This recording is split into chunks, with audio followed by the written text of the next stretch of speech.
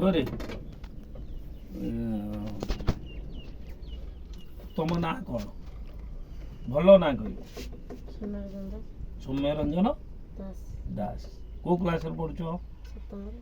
ସପ୍ତମ। ସ୍କୁଲ ନାଁ? ସିଦ୍ଧେଶ୍ୱର ବିଦ୍ୟାପୀଠ। ଆଚ୍ଛା, ତମର କାମ ତମେ କ'ଣ କର?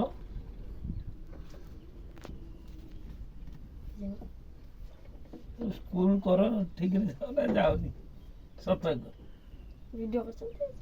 ଭିଡ଼ିଓ ଦେଖୁଛି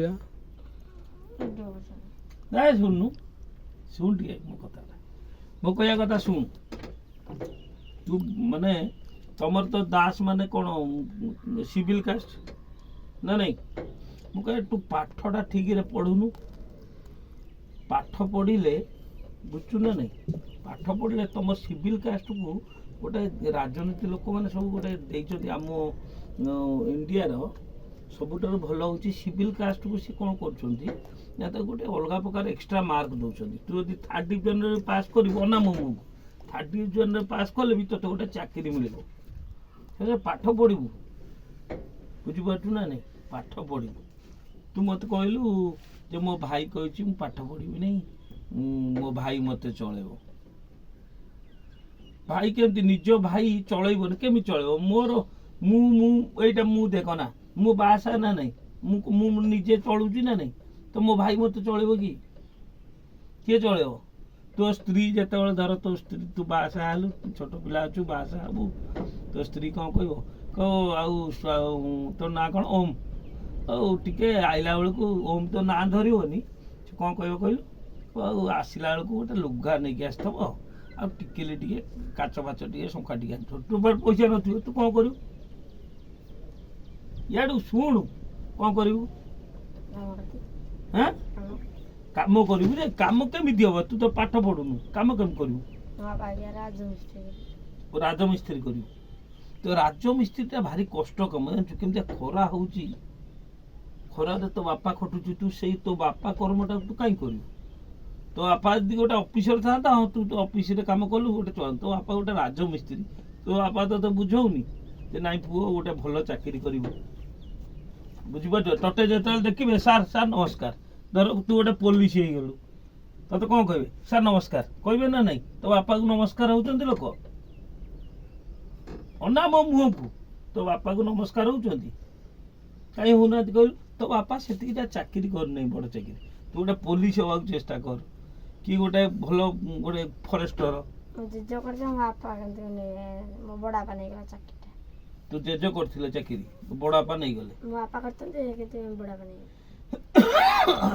ହଁ ଠିକ ଅଛି ନେଇଯାଆନ୍ତୁ କ'ଣ ଅସୁବିଧା ଅଛି ତୁ ସେଇ ଜେଜମିତିଆ ଚାକିରିଟା କର ତୁ ଜେଜ ଯେମିତିଆ ଚାକିରି କରିଥିଲା ତୋ ବଡ଼ ବାପା ଦର ନେଇଗଲା ତୁ ଜେଜ ଚାକିରିଟା ତୁ କର ଆଉ ଗୋଟେ କଥା ଶୁଣୁ ନା କଥାଟା ଶୁଣୁ ମୋ କହିବା କଥା ଭଲ ପାଠ ସାଠ ଭଲ ପଢ଼ କିଛି ଚାକିରି କେହି କାହାଠୁ ଆଣିବେନି ତୁ ଯଦି ପାଠ ପଢ଼ିବୁ ତୁ ଭଲ ଅଟୋମେଟିକ୍ ଭଲ ଚାକିରି କରିବୁ ବୁଝିପାରୁଛୁ ନା ନାଇଁ ଯେଉଁମାନେ ପୋଲିସ ମାନେ ଆମେ କ'ଣ କରୁଛୁ ପୋଲିସ ବାଲା ଅନା ଟିକେ ପୋଲିସ ବାଲା ସାର୍ ନମସ୍କାର କାହିଁ କରୁଛୁ କହିଲୁ ତାକୁ ନମସ୍କାର କରୁଛୁ ତା ଚାକିରିଟାକୁ ଆମେ ନମସ୍କାର କରୁଛୁ ସେ ଯେଉଁ ପଦବୀରେ ଅଛି ସେ ଚାକିରିଟାକୁ ଆମେ ନମସ୍କାର କରୁଛୁ ବୁଝିପାରିଲୁ ସେଟା ଭଲ ଆଜି ଯିବୁ ଅନା ଆଉ ଯାଇକି ବାତେରା ମାତେରା ହବୁ ନାହିଁ ପାଠ ପଢ଼ିବୁ ପାଠ ପଢ଼ିଲେ ତୁ ବାପାକୁ ନ ଚଳା ତୁ ନିଜେ ତ ଭଲରେ ରହିପାରିବୁ ନା ତୋ ପୁଅ କ'ଣ କହିବ କହିଲୁ ତୁ ଯେମିତି ବାପା କହୁଛୁ ବାପା ମୋ ରାଜମିସ୍ତ୍ରୀ ତୋ ବାପାକୁ ତୁ ଯେଉଁ କର୍ମ କରୁଛୁ ତୋ ବାପାକୁ ତୁ ଭଲ ପାଉଛୁ ହେ ବାପା ମୋ ରାଜମିସ୍ତ୍ରୀ ଟଙ୍କା 500 ଡେଲି ଆଣୁଛି